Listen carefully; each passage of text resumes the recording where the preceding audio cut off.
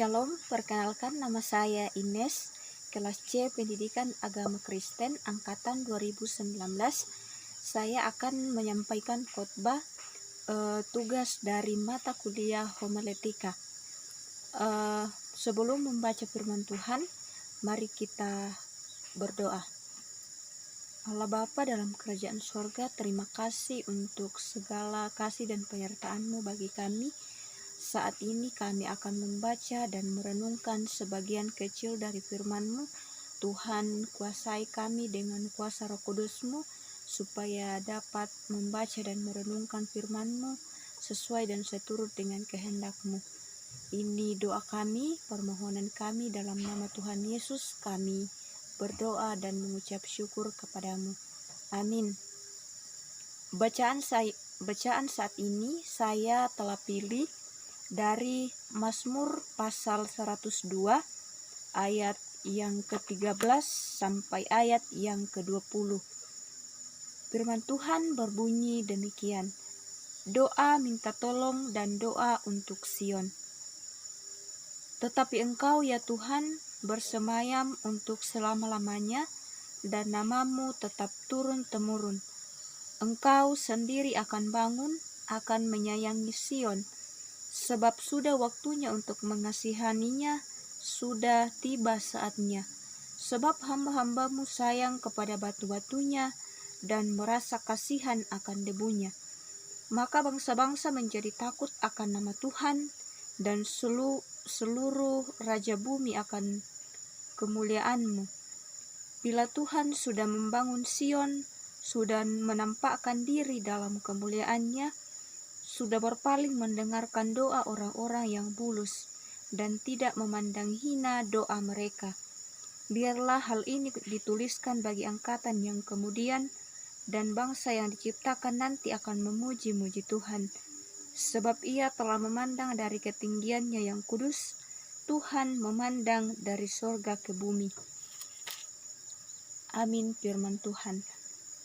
Dari bacaan saya saat ini, saya memberikan sebuah tema, yaitu perspektif atau cara pandang, yang menjadi pokoknya dari ayat yang ke-20, sebab Ia telah memandang dari ketinggian yang kudus, Tuhan memandang dari sorga ke bumi. Yang pertama-tama, apa itu perspektif atau cara pandang? Cara pandang kita itu sangat menentukan arah kehidupan kita. Ibaratnya ada di bagian awal kehidupan, dan itu sangat menentukan tujuan kehidupan kita. Perspektif dapat dilihat ketika kita mengalami masalah, dan perspektif itu sangat penting dalam kehidupan kita, bagaimana kita mengambil suatu keputusan. Perspektif itu penting. Yang pertama karena sangat menentukan kesuksesan dalam kehidupan kita. Yang dapat dilihat dari Kejadian pasal 41 ayat 39. Dapat dilihat dari kisah tentang Yusuf yang berada pada level kehidupan yang paling rendah, di mana ketika dia dijadikan budak di rumah Potifar, tetapi dia mampu melihat masalahnya dengan pandangan yang benar. Kemudian perspektif itu penting karena sangat menentukan kebahagiaan dalam kehidupan kita. Jika kita mampu melihat atau memandang sesuatu dengan pandangan yang benar, maka itu akan membuat kita bahagia dalam kehidupan kita. Seperti tentang kisah Paulus yang mengalami penderitaan, tetapi dia mampu melihat dengan pandangan yang benar bahwa ketika dia percaya, dia yakin bahwa Tuhan akan menyelamatkan dia, Tuhan akan menuntun kehidupannya untuk menjadi lebih baik. Dan yang ketiga adalah kita akan mampu menyelesaikan segala masalah kita jika kita mampu melihat dengan perspektif atau cara pandang yang benar. Dalam kehidupan kita tidak luput dari berbagai masalah yang sering ada dalam kehidupan kita, entah itu adalah masalah yang besar atau masalah yang kecil, tetapi jika kita mampu melihat dengan cara pandang yang benar, maka semua itu akan mampu kita selesaikan, walaupun masalahnya besar maupun kecil.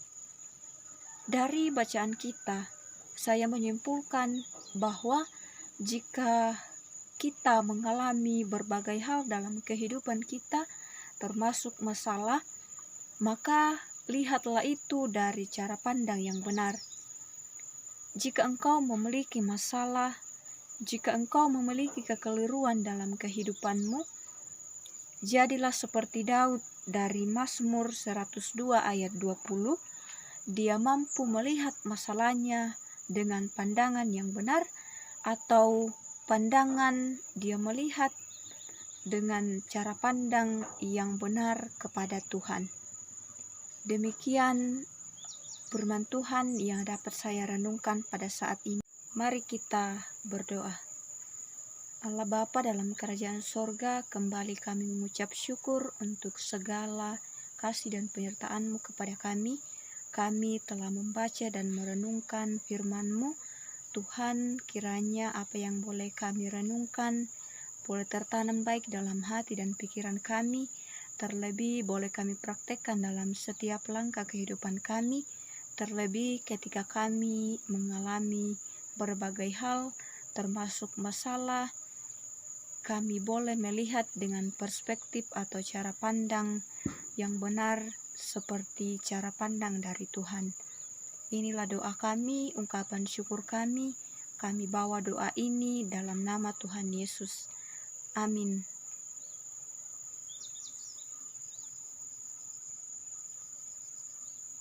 Sekian dan terima kasih.